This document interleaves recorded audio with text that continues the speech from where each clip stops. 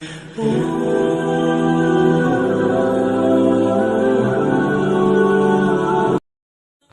का घूंट दूसरों को पिलाना आसान है, खुद पीते हुए पता चलता है कि एक एक कतरा कितना मुश्किल होता है।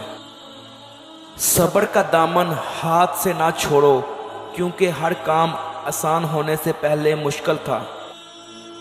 इंसान हमेशा तकलीफ़ में ही सीखता है खुशी, मैं तो पिछले सबक भी भूल जाते हैं।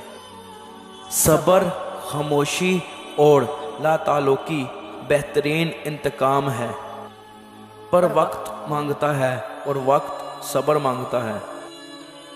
जब तुझ पर कोई ऐसी मुश्किल आ जाए जो तेरे बस से बाहर हो, तो सब्र कर और अल्लाह की तरफ से कुशादगी का इंतज़ार कर।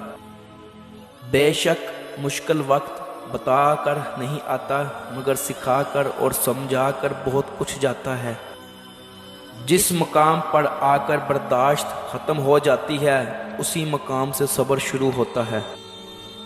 दुख में कभी पछतावे के आंसू मत बहाओ, बल्कि ये सोचो कि तुम वो खुश नसीब हो जिसको अल्लाह ने आजमाइश के काबिल समझा।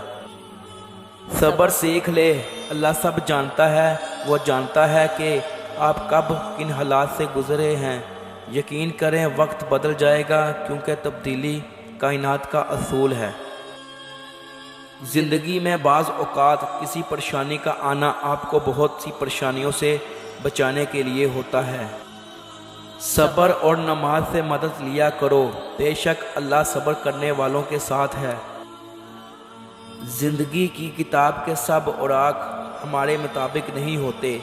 अगर कोई ऐसा वर्क सामने आ जाए जिसमें राहतें ना हो, तो सब्र कर लेना चाहिए।